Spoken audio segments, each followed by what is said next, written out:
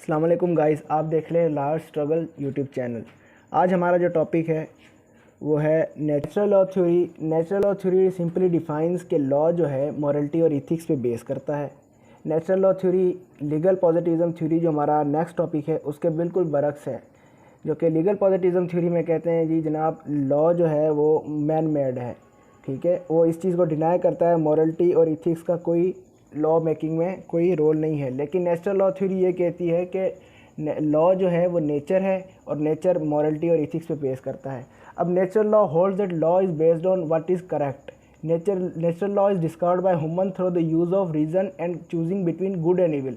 Natural law किस तरह होता है? नेचुरल लॉ हमें बताता है जनाब कि गुड और इविल में फ़र्क क्या है। नेचुरल लॉ इस तरह बनाया जाता है कि गुड और इविल में फ़र्क जो है हमें नेचर बताती है, तो लॉ इसी तरह ही नेचर से ड्राइव होता है, नेचुरल लॉ कहना है। तो नेचुरल लॉ की हम हिस्ट्री पे आ जाते हैं। नेचुरल लॉ की हिस्ट्री हम देखें तो सबसे पहले ग्रीक्स हिस्ट्री में हमें मिलता है सोक्रेट्स, प्लेटो और एरिस्टोटल ये बताते हैं कि लॉ और नेचर और कस्टम कन्वेंशन में एक फ़र्क है, ठीक है। कैसे फ़र्क है कि लॉ जो है वो कस्टम और लॉ कन्वेंशंस हर जगह अलग अलग हैं, हर सोसाइटी की अपनी कस्टम्स और कन्वेंशंस होती हैं, लेकिन पूरे यूनिवर्स में नेचर सेम है। तो लॉ और नेचर में ये फ़र्क है। लेकिन एरिस्टोटल कहते हैं कि नेचुरल लॉ जो है अपने रियोट्रिक में कहते हैं he argues that a side of particular law, एक सबके हर सोसाइटी के लिए अलग अलग जिस तरह कस्टम्स हैं, तो कस्टम्स जो हैं वो हर सोसाइटी की अलग होती हैं, तो हर सोसाइटी का अपना लॉ होता है। कहता नेचर तो एक है, तो हमें नेचर से लॉ को ड्राइव करना चाहिए बजाय कि हम कस्टम्स और कन्वेंशन से लॉ को ड्राइव करें।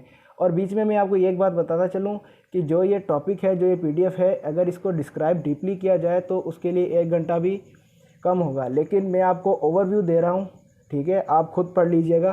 तो जल्दी से ओवरव्यू लेते हैं। अब ग्रीक्स ने तो ये बता दिया कि नेचुरल लॉ जो है वो कस्टम्स और कन्वेंशन से अलग है। अब हम पढ़ेंगे स्टोइक्स को। स्टोइक स्कूल ऑफ थॉट ये कहते हैं, ये ज़रा ग्रीक से मुतासिर नहीं है, ये रोमन जो है फ़िलासफ़ी से ज़्यादा मुतासिर है। और ये कहते हैं जनाब कि एरिस्टोटल का हम फॉलो तो नेचुरल लॉ को ही करते हैं, लेकिन हम जो है वो डिवाइन लॉ को नहीं मानते कि डिवाइन लॉ नेचुरल लॉ का हिस्सा है। ये डिवाइन लॉ और नेचुरल लॉ को अलग करते हैं, और इनका जो लॉ है वो एरिस्टोटल के हायर लॉ, मतलब जो कॉमन लॉ की बात कर रहा है एरिस्टोटल ऊपर, तो उससे बिल्कुल अलग है।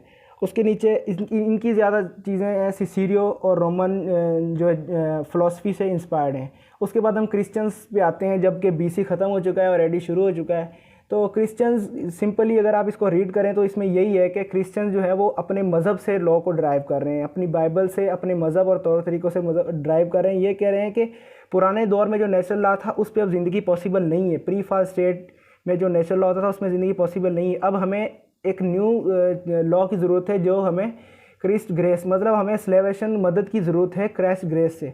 अब ये 2 चीज़ों को नेचुरल लॉ का कह रहे हैं। नेचुरल लॉ कह रहे हैं कि the human race is ruled by 2 things, namely natural law and usages. Natural law simple means nature, और यूसेजेस मोर्स कह रहे हैं, मतलब जो कस्टम्स हैं, कह रहे हैं इन दोनों चीज़ों का होना लाजमी है। तो और तीसरी चीज़ ये कही गॉस्पेल में कि जो लॉ नेचुरल लॉ है, और लॉ वही होना चाहिए जो कि हम खुद दूसरों के लिए पसंद करें, मीन्स लॉ फॉर ऑल। ये ना हो कि एक बंदे के लिए अलग लॉ हो तो दूसरे के लिए अलग law, simply.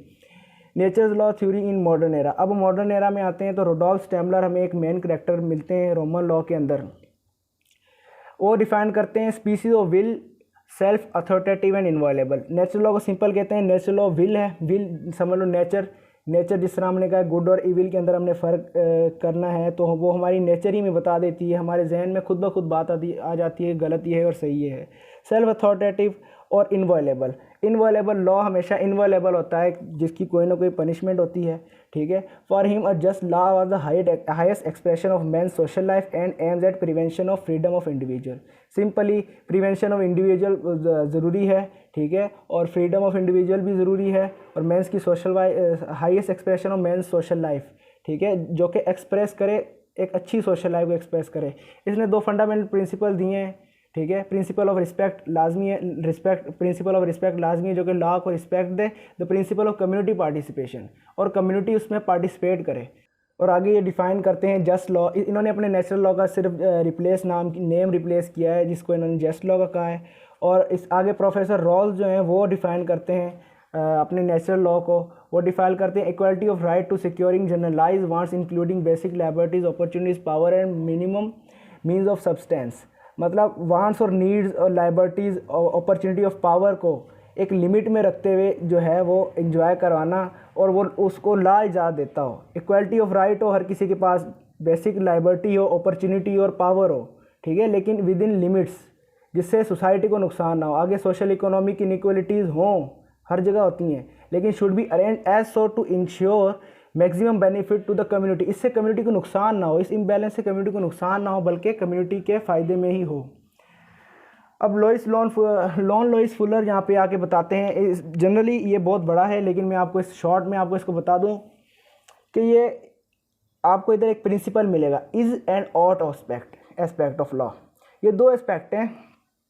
Natural law theory कहता है कि इन दोनों में कोई फ़र्क नहीं है, लेकिन लीगल पॉजिटिविज्म कहता है कि इन दोनों में बहुत बड़ा फ़र्क है। मैं I repeat, as it is and as it ought to be एक कॉन्सेप्ट है, ये मैं आपको बताता हूँ आगे जाके। लेकिन एक बात याद रखें, ये फ़र्क है लीगल पॉजिटिविज्म में और नेचुरल लॉ में।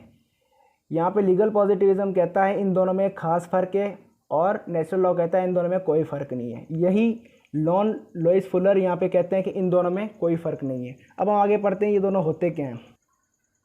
ये जो मोरालिटी एज इट इज़ है and morality as it ought है। तो मोरालिटी एज इट इज़ कहा गया है ड्यूटी को, मतलब जिस तरह ड्यूटी है उसको परफॉर्म किया जाए। मोरालिटी ऑफ एस्पायरेशन कहा गया है ऑट टू बी को, मतलब इस तरह होना चाहिए, लॉ इस तरह होना चाहिए। Further is sub divided moral duties into affirmative actions और duties and forbidden which is called negative duties. फिर ये इन ड्यूटीज़ को इसने किस में डिवाइड किया है कि जनाब कुछ पॉजिटिव ड्यूटीज़ होती हैं और कुछ नेगेटिव ड्यूटीज़ होती हैं। पॉजिटिव ड्यूटीज़ वो होती हैं जिनको हमें करना है, और नेगेटिव ड्यूटीज़ वो हैं जो हमें नहीं करना।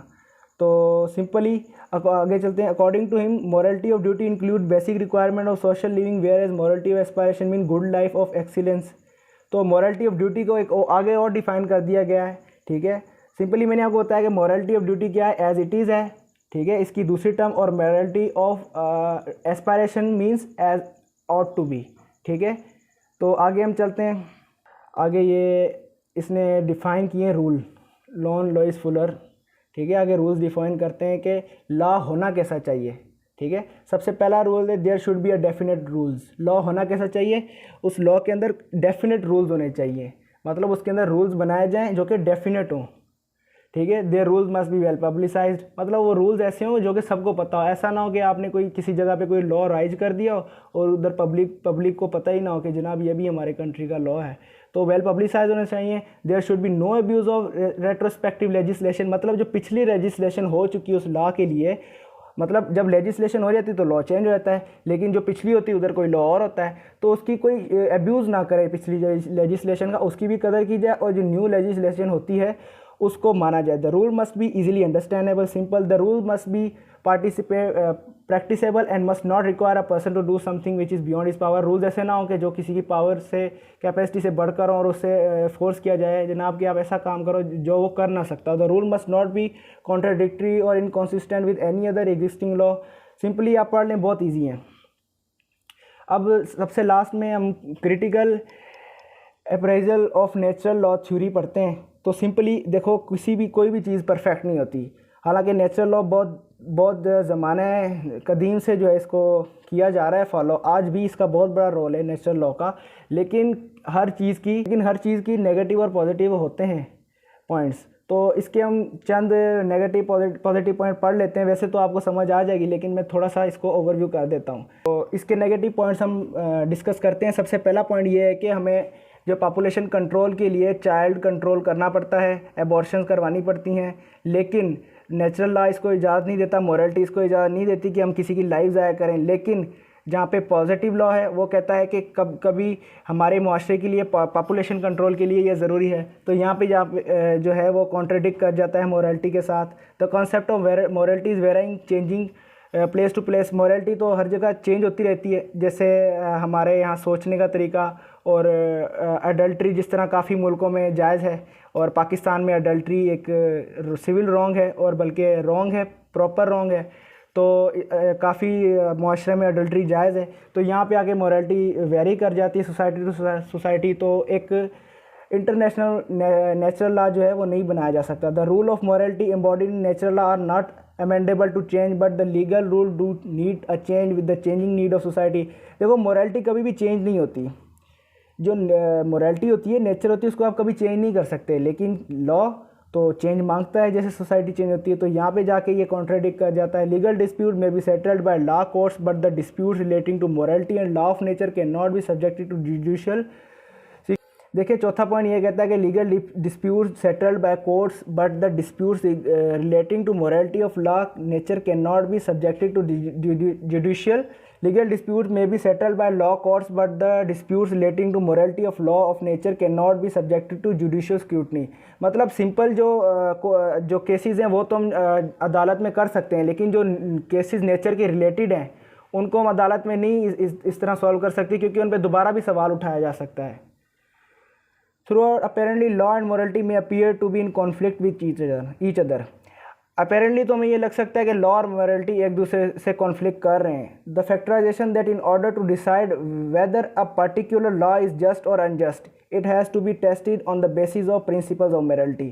लेकिन अगर हमें इस चीज़ का मालूम करना है लॉ जस्ट है या अनजस्ट है, ठीक है, कि फैसला सही हुआ है या नहीं हुआ, तो उसमें हमें morality की एक मदद लेनी पड़ती है, ठीक है। तो इस तरह morality जो है वो बहुत ज़रूरी है नेचुरल लॉ के लिए।